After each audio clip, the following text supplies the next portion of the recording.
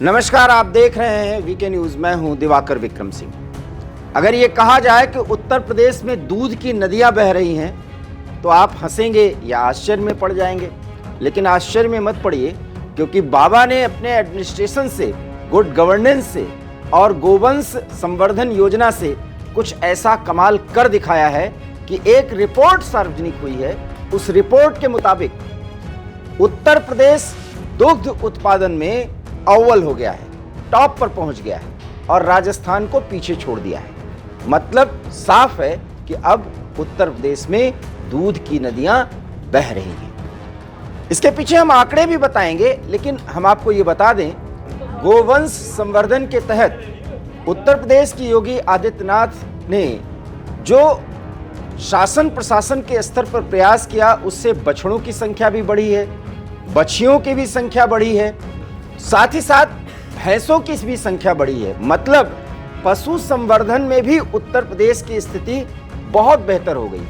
आपको ये भी जानकर के आश्चर्य होगा कि पूरे भारत में यह विख्यात है कि पंजाब और हरियाणा में सबसे ज्यादा दूध उत्पादन होता है, क्योंकि पंजाब और हरियाणा के लोग मक्खन और दुग्ध उत्पाद जितने भी होते हैं उसका सबसे ज्यादा इस्तेमाल करते हैं। लेकिन आप अब भूल जाइए, क्योंकि उत्तर प्रदेश अव्वल है और यहाँ कंजम्पशन भी सबसे ज्यादा होता है। मतलब यूपी के लोग दुग्ध प्रोडक्ट का इस्तेमाल ज्यादा करते हैं। ये आप अगर उत्तर प्रदेश के हैं तो खुश हो सकते हैं, और पूरे देश के लिए खुशी की बात है, क्योंकि देश के दुग्ध उत्पादन में भी 23% की बढ़ोतरी हो गई है।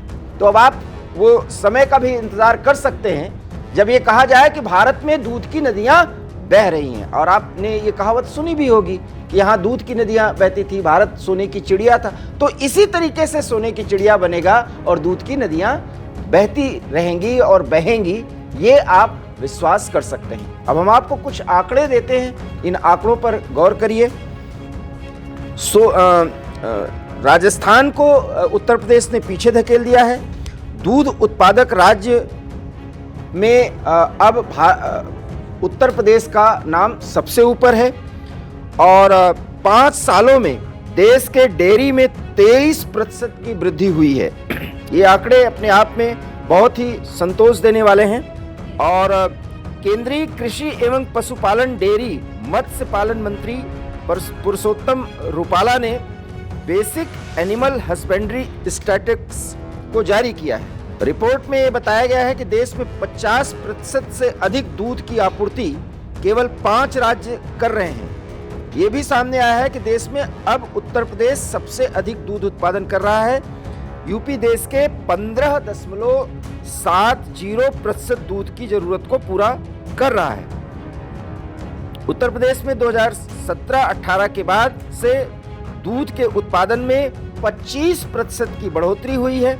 यूपी में 2022-23 में 36.11 मिलियन 3.6 करोड़ टन दूध का उत्पादन किया। 2017-18 में यह 29.05 मिलियन लगभग 2.9 करोड़ टन था।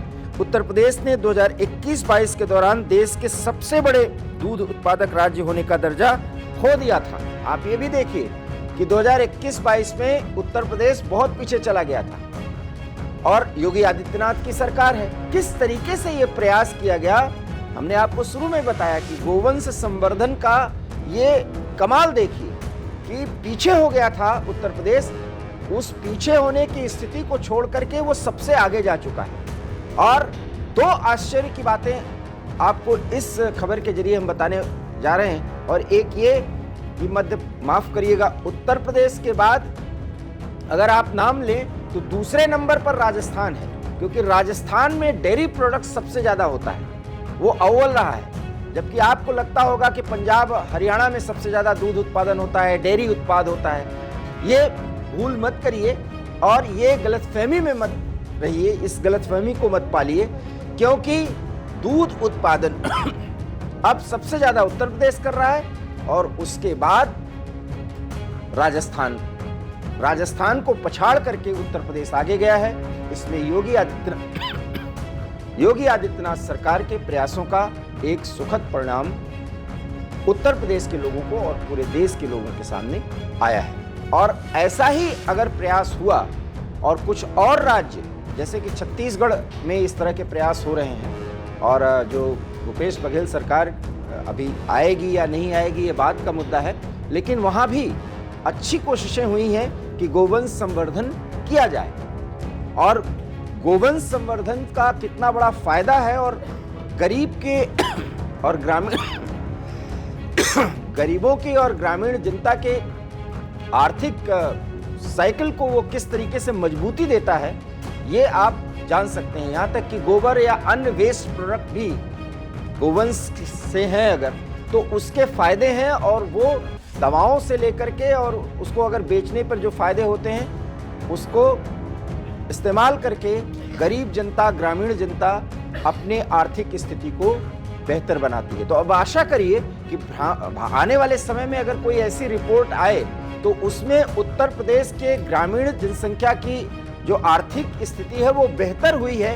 हो सकता है ये रिपोर्ट भी आ जाए, क्योंकि गोवंश संवर्धन के जरिए किस तरीके से जो कहावत कही जाती है कि उत्तर प्रदेश में दूध की नदियां बह गई हैं, वो कोई हाइपरबोल नहीं है, ये कोई उड़ने वाली बात नहीं है। इसके पीछे जो प्रमाण है वो हम आपको बता रहे हैं। और यहाँ पर चरागाहों की भी उतनी संख्या नहीं है। विदेशों से जब हम तुलना करते हैं, जैसे न्यूजीलैंड या ऑस्ट्रेलिया हो जाते हैं, वहाँ पर या नीदरलैंड को बताया जाता है, कुछ फिनलैंड को भी बताया जाता है, कुछ ऐसे देश हैं जहाँ पर चरागाह ज़्यादा मात्रा में है। अमेरिका में भी इसीलिए ज़्यादा दूध उत्पादन होता है, लेकिन भारत में सीमित दायरा है क्योंकि जनसंख्या ज़्यादा है और पशुओं के चारण की व्यवस्था बहुत कम है। लेकिन उत्तर प्रदेश में जो अनूठा प्रयोग किया गया है उसका एक बहुत अच्छा परिणाम देखने को मिल रहा है। तो अब श्वेत क्रांति जो भारत में पहले ही आ चुकी है वो अपने एक्सट्रीम पर अर्थात चरम पर जा सकती है,